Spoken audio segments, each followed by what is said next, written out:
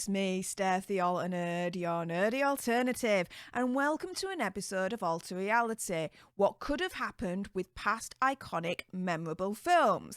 And just as a side note, subscribe to join the Alter Nerd tribe. Oh yeah! In this video though, did you know that Superman was nearly played by Daredevil? Yeah, you might be thinking, what nonsense am I spouting out here, but nope, this nearly came into our own reality. Now, you've got the legendary Christopher Reeve, Brandon Routh, and obviously Henry Cavill to name a few that have donned the red cape. But did you know that Daredevil himself was nearly cast as Superman? No, not that one.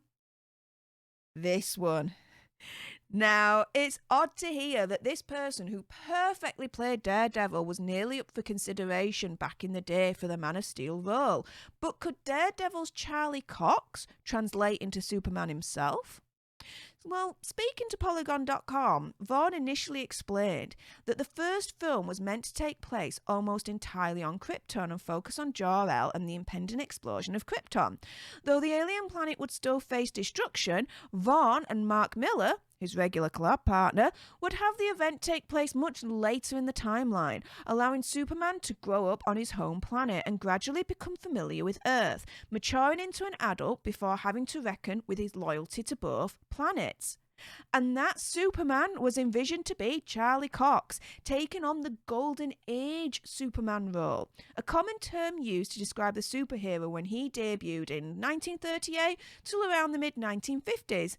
This Superman would take on the likes of gangsters, criminals, corrupt politicians. He only started to bulk up more afterwards when he started to kick the butts of supervillains and aliens. Now, Vaughn's regular collab partner, Miller, had this to say about Cox playing the Golden Age Superman. But we did talk about specifics like actors, and weirdly, his idea was really interesting, which was Charlie Cox, you know, the guy who played Daredevil. And Matthew had just worked with Charlie on Stardust a year or two before.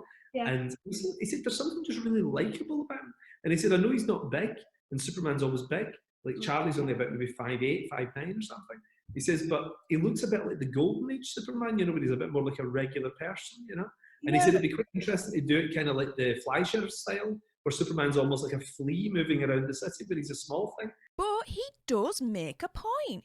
He is really likeable. He had won so much praise from fans playing Daredevil. He proved that with this role, he could show vulnerability in Matt Murdock, but also display the kick-ass action with Daredevil, which was all they had in mind for their vision of this Golden Age Superman trilogy. Yep. Vaughn had a Superman trilogy in mind. And what does the man at the centre of it all, Charlie Cox, think? Well, we really haven't got a foggiest. I watched hours of YouTube footage, and just to enlighten you all, Cox is so tight-lipped it's untrue. He wouldn't even let a peep out when talking about future projects or fan speculation. He has no social media at all. He is pretty much as elusive as the Roadrunner himself. But Wile E. Coyote is always very determined. I think a lot of it is luck. You know, I really do. I think I have to trust that the people that hired me knew what they were doing. And obviously I knew going into it that they were obviously going slightly against type, because I'm not particularly tall or muscular or redhead or American. It's true though, that Charlie Cox is good at playing against type. Be honest, how many of you knew he was English and from this side of the pond? So it's always fair to give an actor a shot at playing a role. Although with Daredevil, I would say that the studio did so much more and went against the usual type of superheroes that the mainstream audience were used to at the time, like your Batmans and your Thors, etc. This was the first time since the Ben Affleck Daredevil movie that we were really able to watch a superhero front and centre with a visual disability on our small screens. Think about it, at the time it was groundbreaking. And do you agree that Englishman Charlie Cox is not the typical kind of person you'd see in that role? I know a lot of you, myself included, didn't expect Charlie Cox to be able to pull off being Daredevil. But he did. And so it stands to reason that he could all the same subvert our expectations and be just as successful playing Superman as well.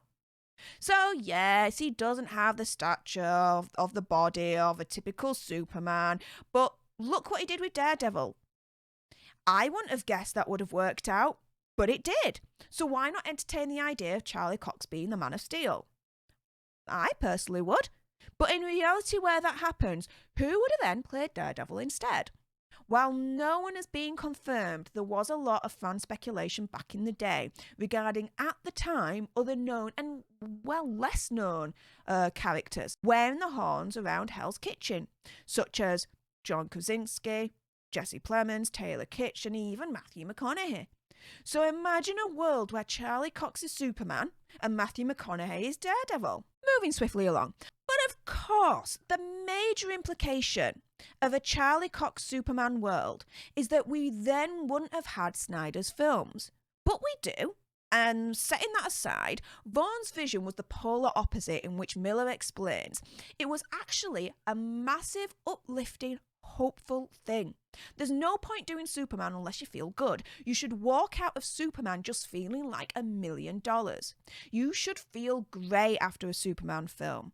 The movie itself was going to be a big, vast, fun epic. But Superman's got to be a laugh as well. And Charlie Cox certainly ticked all the boxes of a big, vast, fun epic with oodles of likability when it came to the film Stardust, where his character goes into the realm of fairies to bring back a fallen star. And with all that being said, ultimately, could a Charlie Cox's version of Superman be successful? Well, with him being backed by both Vaughn and Miller at the time, there is a strong case for it, that's for sure. Ben Affleck swapped the red horns for the black cape, and a lot of people are now demanding the studios to get him back as Batman. So even though I love him playing Daredevil, I, for one, would definitely be interested in seeing a version of Superman that a lot of us are not used to watching on the big screen. That of an everyday Superman for the everyday man. And that's it for an episode of Alter Reality. If you would like more movie analysis, more movie stuff, and maybe more of me, then subscribe to join the Alter Nerd tribe. Like this video and comment down below, do you think Daredevil's Charlie Cox could have made a better Superman? And until the next time, you guys, laters.